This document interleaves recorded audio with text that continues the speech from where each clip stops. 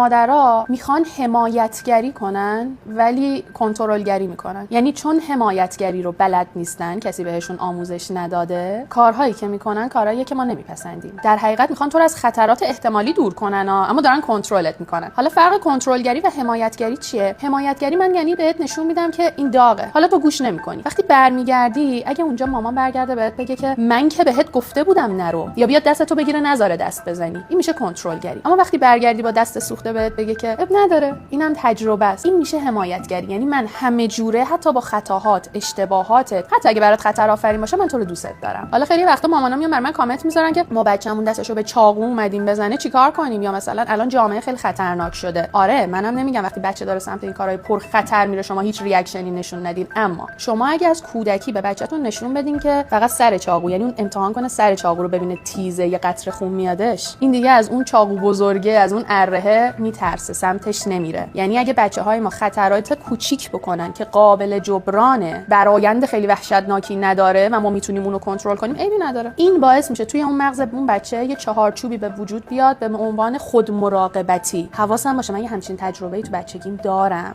مادرها میخوان حمایتگری کنن ولی کنترلگری میکنن. یعنی چون حمایتگری رو بلد نیستن، کسی بهشون آموزش نداده، کارهایی که میکنن کارهایی که ما نمیپسندیم. در حقیقت میخوان تو رو از خطرات احتمالی دور کنن اما دارن کنترلت میکنن. حالا فرق کنترلگری و حمایتگری چیه؟ حمایتگری من یعنی بهت نشون میدم که این داغه، حالا تو گوش نمیکنی. وقتی برمیگردی، اگه اونجا مامان برگرده بهت بگه که من که بهت گفته بودم نرو، یا بیاد دستتو بگیره نذاره دست بزنی، این میشه کنترلگری. اما وقتی برگردی با دست سوخته بهت بگه که اب نداره، اینم تجربه است، این میشه حمایتگری. یعنی من همه جوره، حتی با خطاهات، اشتباهاتت، حتی اگه برات خطر آفرین باشه، من تو رو دوست دارم. حالا خیلی وقتا مامانا میان برام کامنت میذارن که ما بچه‌مون دستشو به چاقو اومدیم بزنه چیکار کنیم، یا مثلا الان جامعه خیلی خطرناک شده. آره، منم نمیگم وقتی بچه داره سمت این کارهای پر خطر میره شما هیچ ریاکشنی نشون ندید، اما شما اگه از کودکی به بچه‌تون نشون بدین که فقط سر چاقو، یعنی اون امتحان کنه سر چاقو رو ببینه تیزه یه قطره خون میادش، این دیگه از اون چاقو بزرگه، از اون ارهه میترسه، سمتش نمیره. یعنی اگه بچه‌های ما خطرات کوچیک بکنن که قابل جبرانه، برآیند خیلی وحشتناکی نداره و ما میتونیم اونو کنترل کنیم، عیبی نداره. این باعث میشه توی اون مغز اون بچه یه چهارچوبی به وجود بیاد به عنوان خودمراقبتی. حواسم باشه من یه همچین تجربه‌ای تو بچگیم دارم.